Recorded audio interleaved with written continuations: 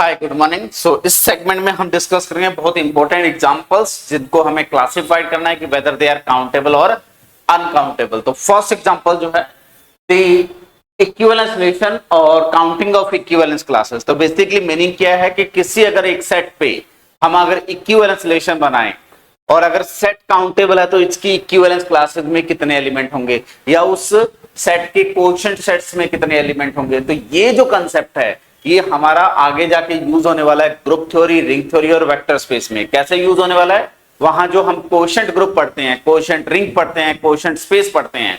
जैसे आपको एक दे दिया कि V एक वेक्टर स्पेस है जिसका डायमेंशन अनकाउंटेबल है और उसका एक सब स्पेस है जिसका डायमेंशन काउंटेबल है, तो कोएफिशिएंट स्पेस का डायमेंशन क्या होगा? तो इसको हम इस कंसेप्ट से डायरेक्टली लिंक करके एक सिंगल मिनट में आंसर दे सकते हैं कि ऐसा होगा, इस रीजन से होगा। ठीक है, तो ये सारी चीजें लिंक करेंगी। जहां भी कोएफिशिएंट स्ट्रक्चर या कोएफिशिएंट सेट का कंसेप्ट आता है उसमें ये इंफॉर्मेशन यूज होंगी। तो डिफाइन करते हैं, इंफॉर्मेशन गैदर करते हैं। तो हमने इक्विवेलेंस रिलेशन पढ़ा हुआ है कि अगर कोई सेट ए है, if A is any set और S is an equivalence relation,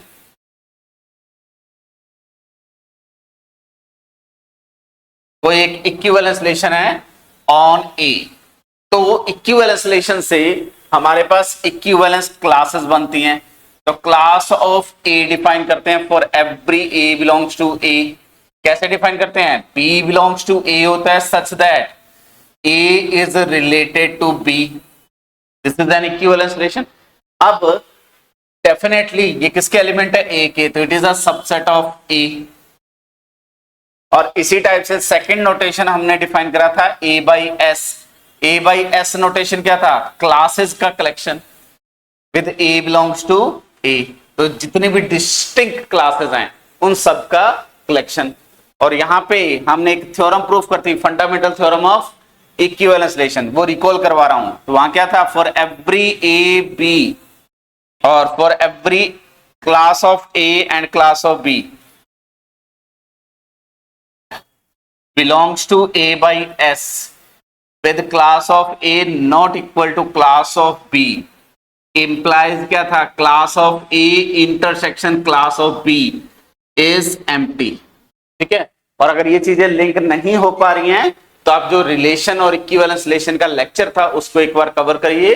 आपके पास प्लेलिस्ट में सब कुछ दिया हुआ है, उसमें आप डिस्कस कर सकते हो। आपको सारे लेक्चर ऑलरेडी असाइन हैं, ठीक है, ताकि चीजें लिंक होके चले। तो क्लासेस आर आइदर आइडेंटिकल और डिसजॉइंट। अगर डिस्टिंक्ट है तो डिसजॉइंट होंगी। और उसके बाद हमने पढ़ा था कि जो ए सेट है उसको हम लिख सकते हैं class of A belongs to A by S class of A, यानी कि जो आपका इक्विवेलेंस रिलेशन है वो गिवन सेट का पार्टीशन करता है इनटू इक्विवेलेंस क्लासेस।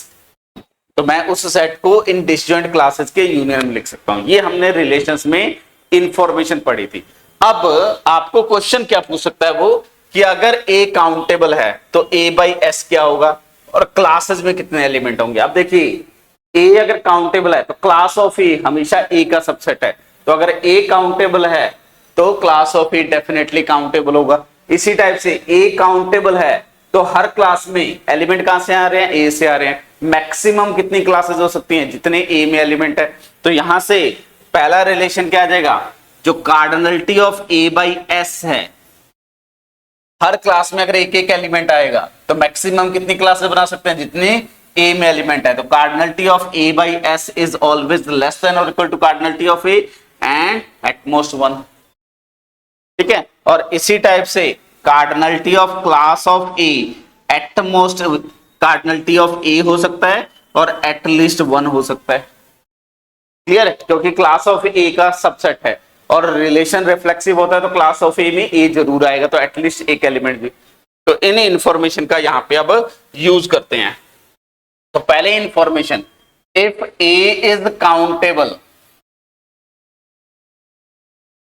अगर ए काउंटेबल है तो definitely for every A belongs to A और एंड अज्यूम कर लेते हैं कि S be an equivalence relation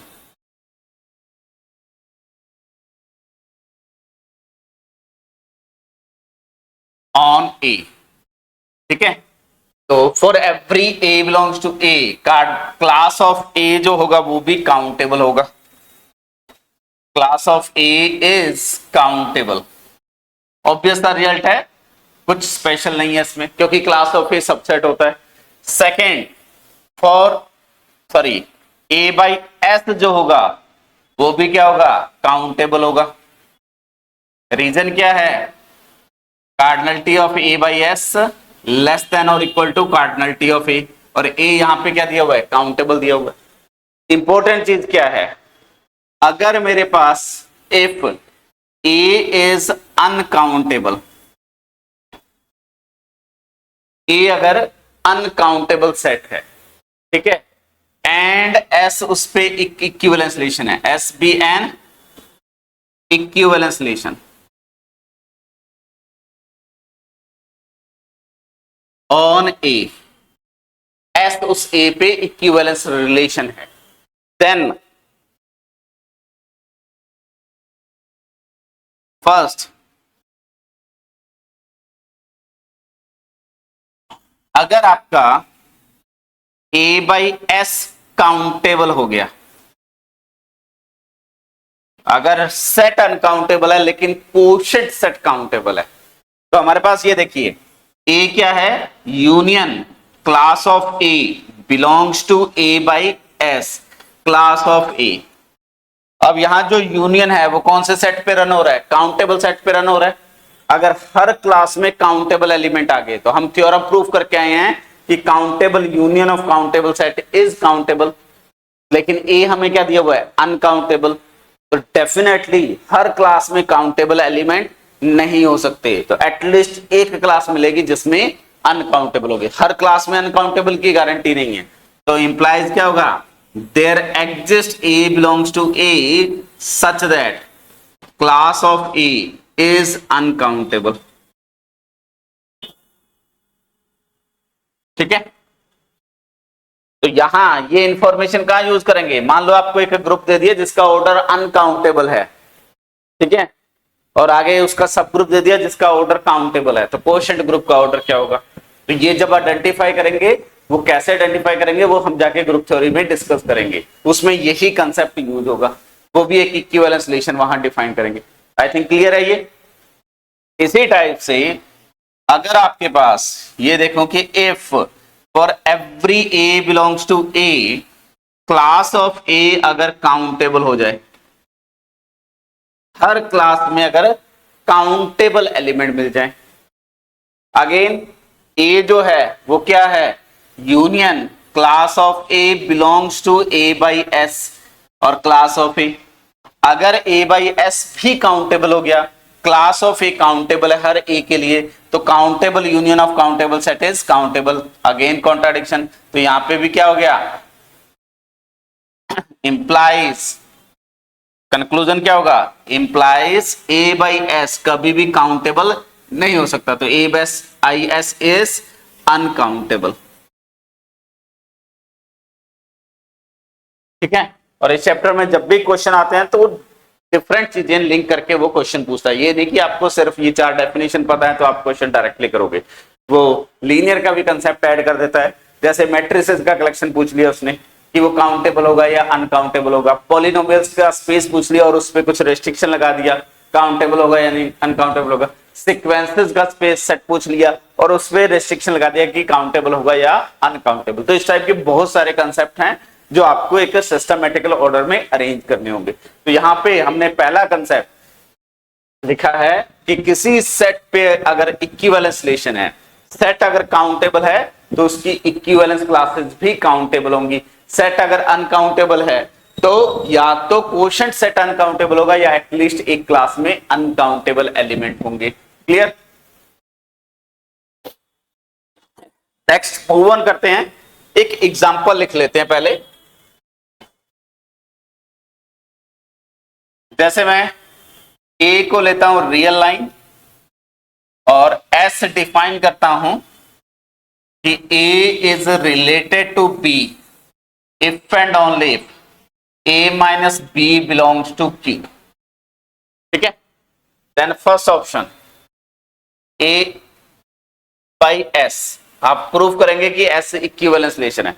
A by S is uncountable set.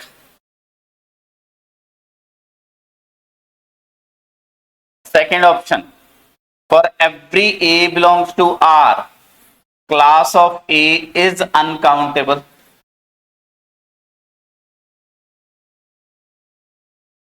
Third, there exists A belongs to R such that class of A is countable.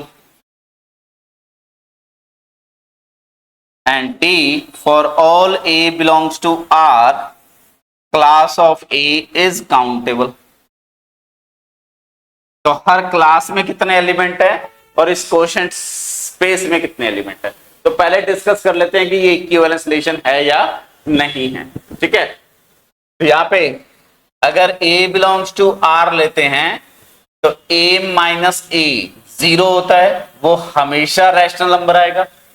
तो element कब relate कर रहे हैं, जब उनका डिफरेंस रैशनल नंबर है। तो A minus A is 0 which is always rational number, तो implies A is related to A हो गया, तो रिलेशन रिफ्लेक्सिव हो गया। सेकेंड, अगर A रिलेटेड टू B है, ये रिलेशन हम ऑलरेडी पढ़ा डिस्कस कर चुके हैं, जस्ट हिंट दे रहा हूं। डिटेल में अगर जाना है तो रिलेशन के चैप्टर में आप चेक कर सकते हो कि ये रिलेशन हमने डिस्कस किया हुआ है। अगर A रिलेटेड टू B है तो कंक्लूज क्या होगा, A minus B belongs to Q होगा।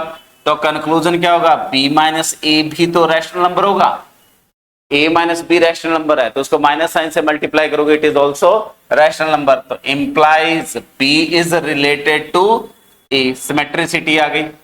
और ट्रांसटिव के लिए क्या लिखेंगे, if A related to B and B related to C, implies क्या होगा, A minus B rational number होगा and B minus C belongs to rational number होगा। ठीक है, A minus B rational number है, B माइनस सी rational number है, दो rational number का सम रैशनल नंबर होता है, तो A minus C belongs to Q हो जाएगा। Implies A is related to C हो गया। A रिलेटेड टू C क्या डेफिनेशन होगी, ट्रांसटिव। तो this relation is an equivalence relation. अब मैं अगर इसकी इक्विवेलेंस क्लासेस बनाता हूं तो क्लास ऑफ A अगर डिफाइन करते हैं तो A कैसा एलिमेंट होगा, P by q type, sorry A जो होगा वो कोई रियल नंबर होगा। क्लास ऑफ A का मतलब क्या है, B belongs to R such that A is related to B। A related to B कब होगा, जब A minus b equal to something P by q, and P by q कहां से आना चाहिए, बिलोंग्स टू Q आना चाहिए। यही डेफिनेशन है क्लास की। This is an equivalence class. इस यहां से P कैसा एलिमेंट होगा, दिस इंप्लाइज, मैं B को क्या लिख सकता हूं, इसको इस साइड ले जा सकता हूं, तो B को मैं लिख सकता हूं P बाई क्यू या A minus P by q with P by q belongs to क्या हो जाएगा, Q। तो इस क्लास ऑफ A में जो एलिमेंट आएंगे वो कैसे आएंगे, P बाई क्यू टाइप के आएंगे with P by q belongs to Q।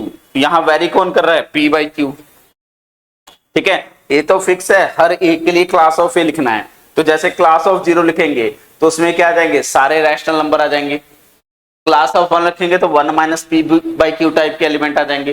तो P बाई क्यू के लिए कितनी चॉइसेस हैं, Q जो होता है काउंटेबल सेट होता है, तो P बाई क्यू के लिए कितनी चॉइसेस है, काउंटेबल चॉइसेस हैं। तो implies class of A is countable. और यहां A आर्बिटरी है, तो for every A belongs to R, हर रियल नंबर के लिए इस सेट का इक्विवेलेंस क्लासेस, इस रिलेशन का इक्विवेलेंस क्लासेस काउंटेबल है। तो आपका C ऑप्शन ट्रू हो गया, D ऑप्शन ट्रू हो गया, B ऑप्शन फॉल्स हो गया। अगर हर क्लास में काउंटेबल एलिमेंट है, आपका ओरिजिनल सेट अनकाउंटेबल है, क्लास में काउंटेबल एलिमेंट है, तो अभी डिस्कस करके हैं कि क्वोशंट सेट हमेशा क्या होगा, अनकाउंटेबल होगा। तो answer should be A, C and D। तो इस पैटर्न पे आपको कोई भी एक इक्विवेलेंस रिलेशन दे सकता है, देन उसकी इक्विवेलेंस क्लासेस के बारे में इंफॉर्मेशन फाइंड करवा सकता है। ठीक है, चलिए मूव करते हैं नेक्स्ट इंपॉर्टेंट एग्जांपल पे। वो एग्जांपल क्या है, काउंटिंग ऑफ अ सबसेट्स, और ये बहुत इंपॉर्टेंट एग्जांपल है एग्जाम पॉइंट ऑफ व्यू से, ठीक है। अब कोई एक सेट गिवन होगा, उसके सबसेट्स के बारे में आपसे इंफॉर्मेशन पूछी जाती है कि अगर सेट अनकाउंटेबल है तो किसी पर्टिकुलर टाइप के सबसेट्स कितने होंगे, काउंटेबल या अनकाउंटेबल। तो सबसे पहले कुछ इंफॉर्मेशन लिख लेते हैं कि let A be any set and P of A already हम डिफाइन कर चुके हैं is the power set of A. तो पहले इसकी कुछ इंफॉर्मेशन डिस्कस कर लेते हैं। तो सबसे पहले हमने ये डिस्कस करा कि फॉर एवरी ए जो फाई है it is always subset of A, implies phi is always member of P of A. तो एम्प्टी सेट हमेशा हर सेट के पावर सेट का मेंबर होगा, और अगर ये पावर सेट का मेंबर है तो हम लिख सकते हैं कि power set of A is never empty. तो for every A power set of A is never empty. Clear? At least एक एलिमेंट जरूर होगा, और वो कौन होगा, फाई जरूर होगा। इसी टाइप से अगर ए फाइनाइट है, ठीक है, यानी कि कार्डिनलिटी ऑफ ए कुछ n है, इंप्लाइज हम प्रूव कर चुके हैं कि cardinality of power set of A क्या होता है, 2 की पावर n। तो इंप्लाइज p ऑफ ए क्या होगा, फाइनाइट होगा। ये क्लियर है? थर्ड, अगर ए इनफाइनाइट है, अगर ए सेट इनफाइनाइट है, तो हमने लेक्चर नंबर 11 में डिस्कस किया था इनफाइनाइट सेट की कुछ प्रॉपर्टी। तो वहां से पहला मैं कंक्लूजन लिख रहा हूं। अगर आपको ये चीजें नहीं लिंक हो रही हैं तो प्लीज उन लेक्चर को देखिए, ताकि इस पूरे चैप्टर का कंसेप्ट क्लियर हो आपका। Cardinality of A is greater than और equal to aleph naught which is cardinality of N, ये हम प्रूव कर चुके हैं। Implies cardinality of a power set of A is greater than और इक्वल टू 2 की पावर अलिफ नॉट, क्योंकि पावर सेट में 2 की पावर में एलिमेंट होते हैं जो ए में एलिमेंट्स है, और ये नंबर क्या है, सी। तो इंप्लाइज पी ऑफ ए जो हो गया इट इज अनकाउंटेबल सेट हो गया। ठीक है, तो यहां पे आपके पास क्या इंफॉर्मेशन है पीए के बारे में। पहली इंपॉर्टेंट इंफॉर्मेशन, पीए कभी भी एम्प्टी नहीं हो सकता। सेकंड, पीए फाइनाइट है, तो आप इसको इफ एंड ओनली कर सकते हैं, P A finite if and only A is finite. और अगर ए इनफाइनाइट है तो पीए क्या हो गया, अनकाउंटेबल। यानी कि पीए के पास या तो फाइनाइट एलिमेंट होंगे या अनकाउंटेबल होंगे। ऐसा कभी नहीं हो सकता कि पावर सेट ऑफ ए में काउंटेबली इनफाइनाइट एलिमेंट मिल जाए। यानी कि there never exist A such that power set of A has countably infinite element.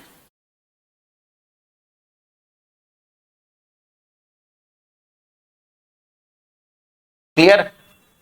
यानी कि आप इसको ऐसे लिख सकते हैं कि there does not exist A such that power set of A is similar to set of natural number. ऐसा दुनिया का कोई भी सेट नहीं है जिसके लिए power set of A is similar to set of natural number. I think clear है ये। अब इंफॉर्मेशन गैदर करते हैं। देखो, अगर ए इनफाइनाइट है तो हर इनफाइनाइट सेट के लिए पावर सेट ऑफ ए में कितने एलिमेंट है, अनकाउंटेबल एलिमेंट है। तो यहां से for every a which is infinite set, p of a जो है वो कौन है, अनकाउंटेबल है। इसका मीनिंग क्या है, number of subsets of an infinite set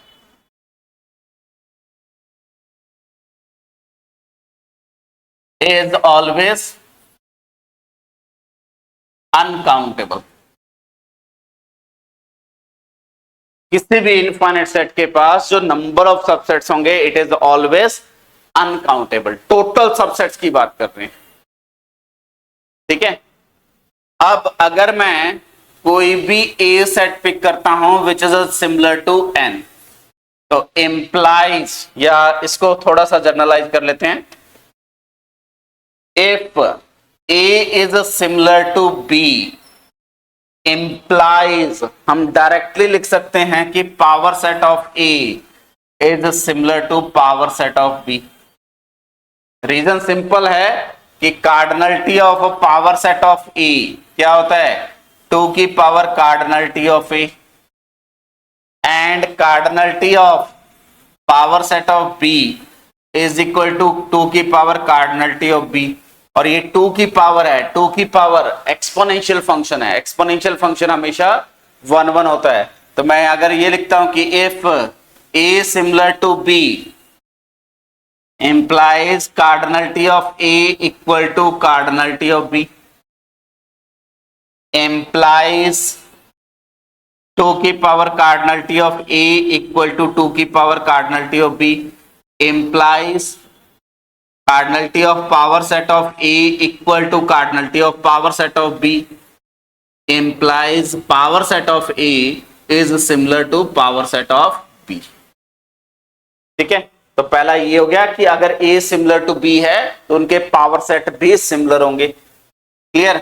similarly if power set of A is similar to power set of B, तो कार्डिनलिटी की डेफिनेशन से the cardinality of power set of A equal to cardinality of power set of B, और अगर ये equal है तो इसका मतलब 2 की power cardinality of A equal to 2 की पावर कार्डिनलिटी ऑफ B, और ऑब्वियसली यहां से इंप्लाई कर सकते हैं cardinality of A equal to cardinality of B. Reason क्या है, 2 की पावर x इज 1 1 फंक्शन।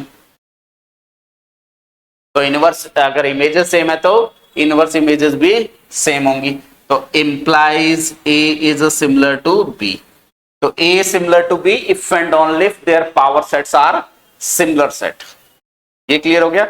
अब अगर मैं कोई भी एक सेट ए पिक करता हूं, if A is any set which is similar to set of natural number, यानी कि ए इज काउंटेबली इनफाइनाइट है, कोई भी काउंटेबली इनफाइनाइट सेट पिक करते हैं, तो इंप्लाइज एंड इंप्लाइज मैं क्या लिख सकता हूं, power set of A is similar to power set of natural number. Clear. अगर a सिमिलर टू n है तो उनके पावर सेट्स भी सिमिलर होंगे। ये बेसिक सा इंफॉर्मेशन है। यहां से अब देखो, सबसे पहले पावर सेट ऑफ n के बारे में, ये कौन सा सेट है, अनकाउंटेबल सेट है, और हम ये प्रूव कर चुके हैं कि पावर सेट ऑफ n जो है it is always similar to real line लिख सकते हैं, ये प्रूव कर चुके हैं। ठीक है, और कितने एलिमेंट है इसमें, C एलिमेंट है। तो N के पास या Z के पास या Q के पास जितने भी सेट जो किसके सिमिलर है, N के सिमिलर है, उन सारे सेट्स के पास कितने टोटल सबसेट्स हैं, अनकाउंटेबल सबसेट हैं। उनके जो सबसेट्स का कलेक्शन है वो किसके सिमिलर है, रियल लाइन के सिमिलर है। यहां इंपॉर्टेंट चीज क्या है कि अगर मैं N ऑफ F डिफाइन करता हूं, N ऑफ F, और ये एग्जांपल बहुत जगह यूज होने वाला है।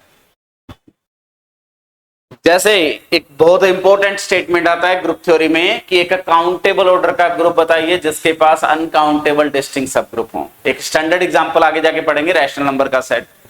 उसके अलावा अगर कंस्ट्रक्ट करना है तो यहां से कंस्ट्रक्ट कर सकते हैं एक काउंटेबल ऑर्डर का ग्रुप जिसके पास अनकाउंटेबल सब ग्रुप हो। इस टाइप की इंफॉर्मेशन बहुत जगह यूज होंगी। तो N of F, N of F क्या है, B which is a subset of A and B is a finite set। A के वो सबसेट जो फाइनाइट सबसेट है, हमें इनका कलेक्शन देखना है। तो मैं इसके बारे में इंफॉर्मेशन लिखता हूं। तो पहले इसी N ऑफ F को मैं ये लिख लेता हूं union n belongs to natural number union 0 और some capital N of n बना देते हैं। कैपिटल N ऑफ n का मतलब क्या है? B subset of n such that number of element in B is n, यानी कि n कार्डिनलिटी के सबसेट्स लिख लेते हैं। तो यहां पे n ऑफ 0 नोटेशन का मीनिंग क्या है? वो सबसेट जिसमें कोई भी एक एलिमेंट नहीं है, तो इसमें क्या आ जाएगा? ओनली 5 आ जाएगा।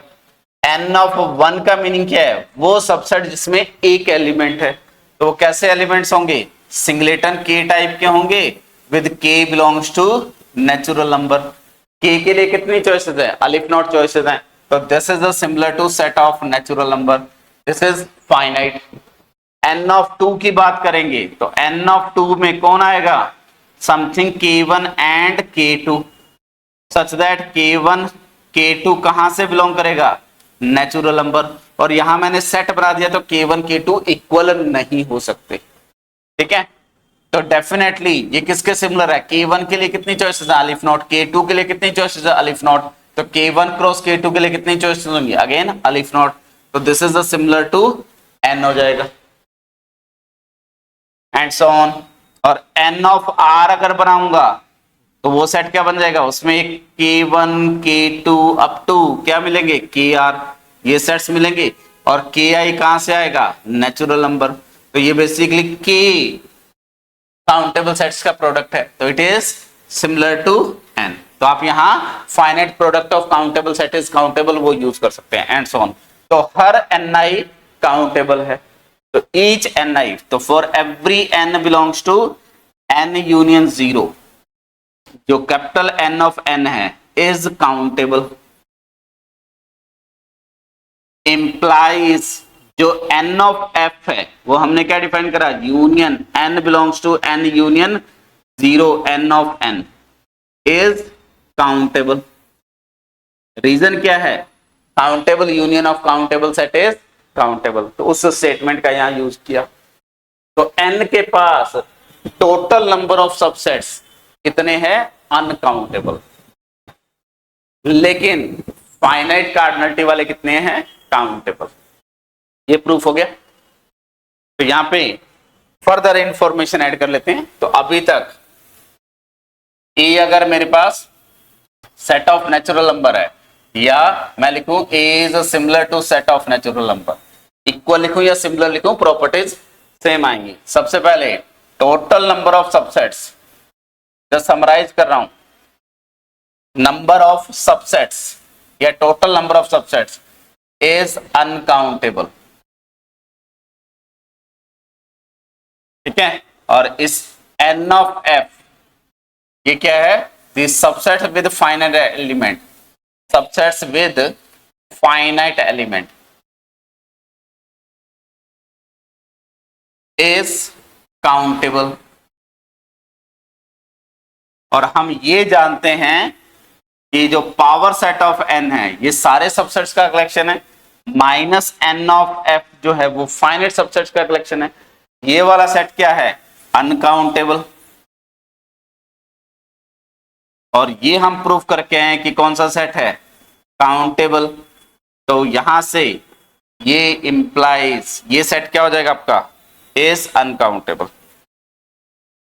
क्योंकि uncountable minus countable last lecture में प्रूफ करा था। Uncountable minus countable is uncountable, तो दिस इज अनकाउंटेबल,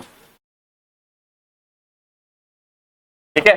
तो ये आपके पास n के सबसेट या n के सिमिलर कोई भी सबसेट लो, उसके बारे में इंफॉर्मेशन, और इसमें से कुछ भी आपसे प्रूफ करवाता है तो आप प्रूफ भी कर सकते हैं। यहाँ पे क्लियर है? तो आपका फर्स्ट एग्जांपल था रिलेशन से रिलेटेड, सेकंड एग्जांपल सबसेट्स का कलेक्शन, ठीक है। थर्ड एक और इंपॉर्टेंट एग्जांपल जो मेनली आगे भी यूज होगा, कहां यूज होगा?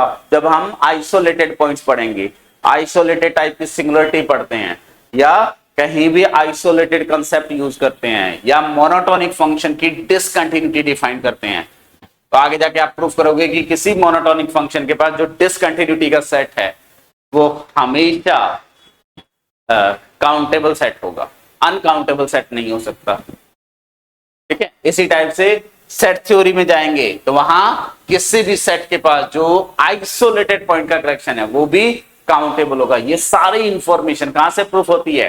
Counting of intervals on a real line. तो अगर मैं यहां पे एक आर जो है वो रियल लाइन है, ठीक है, और एक सेट डिफाइन कर लेता हूं ए ऑफ ओ। ए ओ का मीनिंग क्या है? आई,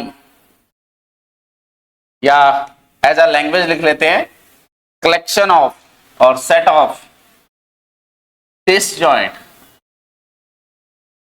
यहां ये इंपॉर्टेंट है, ध्यान रखना, डिसजॉइंट ओपन इंटरवल्स। यहां ओपन वर्ड भी इंपॉर्टेंट है, ठीक है, open intervals in real line. इस रियल लाइन में जितने भी डिसजॉइंट ओपन इंटरवल्स हैं उन सब का कलेक्शन। इसको मैं ऐसे लिख सकता हूं कि इसमें कोई एक इंटरवल आई आएगा such that I is an open interval. कोई भी एक ओपन इंटरवल है एंड अगर I and J belongs to A of O है, ठीक है, with I not equal to J, यानी कि डिस्टिंक्ट है, तो इंप्लाइज आई इंटरसेक्शन जे जो होगा इट शुड बी 5। अब इंपॉर्टेंट चीज क्या है कि मुझे ये प्रूफ करना है कि ये जो डिसजॉइंट ओपन इंटरवल्स का कलेक्शन है वो काउंटेबल होगा। अब काउंटेबल सेट कैसे प्रूफ करते हैं कि अगर मैं एक एफ डिफाइन कर लूं जो कहां से डिफाइन हो, इस ए ऑफ 0 से किसी एक बी सेट पे, और अगर ये 1 1 हो जाए एंड बी जो हो जाए वो काउंटेबल हो जाए, तो यहां से क्या होगा? Cardinality of A not less than और equal to cardinality of B हो जाएगा। और अगर ऐसा हो गया बी काउंटेबल है तो ए नॉट को काउंटेबल होना ही पड़ेगा। तो ये मेरा टास्क है। अब देखो इंपॉर्टेंट चीज क्या है, ऐसा कोई सेट फाइंड करना है जिसका इंटरवल के साथ रिलेशन हो और वो काउंटेबल सेट हो। अब हर इंटरवल में नेचुरल नंबर तो डेफिनेटली आने के चांसेस नहीं है। हर इंटरवल को मैं एक ऐसे सेट से रिलेट करना चाह रहा हूं जो काउंटेबल हो और हर इंटरवल से रिलेट कर रहा हो। तो काउंटेबल सेट आपके पास कौन कौन से हैं? नेचुरल नंबर का सेट, इंटीजर का set, positive rational number, negative rational number, rational number, ये स्टैंडर्ड रिजल्ट हैं जो काउंटेबल सेट हैं। अब हर इंटरवल में नेचुरल नंबर आने की गारंटी नहीं है, हर इंटरवल में इंटीजर आने की गारंटी नहीं है, लेकिन हर इंटरवल में कोई ना कोई रैशनल नंबर जरूर मिलेगा। तो यहां से हिंट मिलता है कि मैं इंटरवल्स को लिंक कर सकता हूं रैशनल नंबर से। कैसे कर सकता हूं? नाउ फॉर एवरी ए और for every I belongs to A naught, I intersection Q is countable होगा। और ये बहुत इंपॉर्टेंट प्रूफ है, proof that the set of disjoint open interval is countable on real line। तो I का Q के साथ इंटरसेक्शन दिया, ये काउंटेबल सेट होगा। implies I इंटरसेक्शन Q को मैं कैसे लिख सकता हूं? A of I1, A of I2, A of I3 and so on। क्योंकि काउंटेबल सेट है तो इसके एलिमेंट को हम एक ऑर्डर में अरेंज कर सकते हैं। और ये चीजें अगर आपको नहीं रिकॉल हो रही हैं या नहीं पता है तो प्लीज लेक्चर सुनिए। लेक्चर में सब कुछ, पुराने लेक्चर सुनिए, इससे पहले लेक्चर अपलोडेड है वो लेक्चर सुनिए, उनमें आपको सब कुछ मिल जाएगा। आई थिंक ये क्लियर है। अब यहां देखो, कोई अगर जे पिक करेंगे belongs to A not with J not equal to I, तो इंप्लाइज क्या है? J intersection I should be 5, क्योंकि डिसजॉइंट, यहां डिसजॉइंट वर्ड यूज हो रहा है, ठीक है, डिसजॉइंट इंटरवल्स का कलेक्शन दे रहा हूं, ये नॉन एम्प्टी होगा। क्लियर? तो J इंटरसेक्शन Q को क्या डिफाइन कर सकता हूं मैं, AJ1। ये जस्ट नोटेशन है, आप नोटेशन अपना कोई भी अडॉप्ट कर सकते हैं, AJ2, AJ3 and so on. This is the. तो यहां पे एक फंक्शन बनाते हैं फाई फंक्शन। कहां से, दिस ए नॉट से क्यू पे कैसे डिफाइन करते हैं, फाई ऑफ जो आई है उसको AI1 पे मैप कर दो। तो J कहां जाएगा, AJ1 पे, कोई K आएगा तो वो K कहां मैप करेगा, AK1 पे। अब देखो डिस्टिंक्ट एलिमेंट कहां जाएंगे, तो if I and J belongs to A naught, I not equal to J implies क्या है, I इंटरसेक्शन J क्या है, फाई। तो implies I intersection with Q and intersection with J intersection Q, ये भी फाई होगा क्योंकि इन दोनों का इंटरसेक्शन फाई है, तो उसका किसी के साथ भी इंटरसेक्शन लेंगे वो फाई होगा। Intersection is associative property, satisfy करता है, उसका यूज करके आप ये प्रूफ कर सकते हैं। अगर ये फाई है तो इसका मतलब क्या होगा, AI1 not equal to A of J1 implies phi of I not equal to phi of J। तो ये क्या प्रूफ हुआ, अगर I not equal to J है तो उनका इमेज भी डिस्टिंक्ट है, तो इंप्लाइज phi जो है 1 1 फंक्शन हो गया। Clear.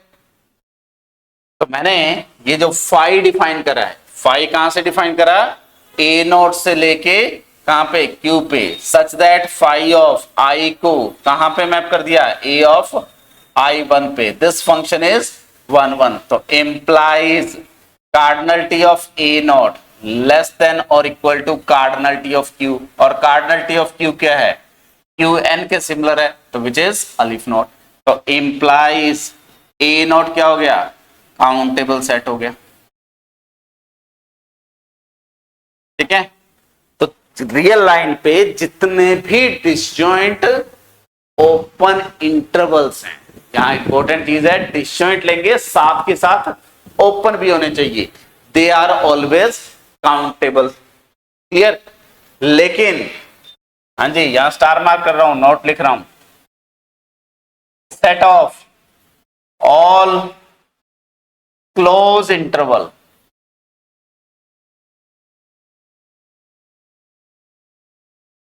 in R is uncountable, और set of all close disjoint are uncountable। Reason क्या है, अगर मैं for every A belongs to R define करता हूं I of A which is A and A, ये एक क्लोज इंटरवल होगा, वो बेसिकली सिंगलेटन सेट होगा। हर सिंगलेटन सेट एक क्लोज इंटरवल होता है, और ए के लिए कितनी चॉइसेस हैं, अनकाउंटेबल। तो इंप्लाइज आई ए के लिए कितनी चॉइसेस हो जाएंगी, हैज अनकाउंटेबल चॉइसेस। इंप्लाइज कितने क्लोज डिस्जॉइंट या डिस्टिंक्ट इंटरवल कितने मिल जाएंगे, अनकाउंटेबल। तो यहां इंपॉर्टेंट रिजल्ट क्या है, डिस्जॉइंट ओपन इंटरवल का कलेक्शन क्या होगा, काउंटेबल होगा। डिस्जॉइंट क्लोज इंटरवल का कलेक्शन मे और मे नॉट बी काउंटेबल, वो डिपेंड करता है, उस पर एक्स्ट्रा कुछ भी लगा दिया तो हो सकता है काउंटेबल हो जाए, लेकिन यहां पे अनकाउंटेबल होगा डिस्जॉइंट ओपन इंटरवल का कलेक्शन। और आगे जितनी भी रियल एनालिसिस है या टोपोलॉजी है या मीट्रिक स्पेस है, सब कुछ डिपेंड करता है नेबरहुड पे। सारी डेफिनेशंस, जितनी भी डेफिनेशन है, अगर आपको नेबरहुड समझ आ गया ना तो रियल का हर चीज समझ आ जाएगा। और नेबरहुड एक ओपन इंटरवल भी बना सकते हो आप। अगर मैं रियल लाइन पे बात करूं तो रियल लाइन पे नेबरहुड बेसिकली हर नेबरहुड एक ओपन इंटरवल को रिप्रेजेंट करेगा, या कुछ ओपन इंटरवल और in fact countable number of open interval के यूनियन में लिख सकते हैं हमेशा। ये सारी चीजें नेक्स्ट सेगमेंट में डिस्कशन होगा। तो इसलिए ये जो स्टेटमेंट है ना, ये बहुत जगह यूज होने वाली है। कौन सी स्टेटमेंट है? The collection of disjoint open intervals in real line is countable set. बहुत इंपॉर्टेंट है, स्टार मार्क कर सकते हो। तो अभी तक हमने इस सेगमेंट में डिस्कस करा, पहला सेगमेंट रिलेशन से रिलेटेड कुछ काउंटिंग करी, सेकंड में हमने सबसेट से रिलेटेड कुछ काउंटिंग करी, और थर्ड रियल लाइन के इंटरवल्स से रिलेटेड कुछ काउंटिंग करी। ठीक है, इसको यहीं स्टॉप करते हैं, नेक्स्ट लेक्चर में कंटिन्यू करेंगे कुछ important other examples. Thank you.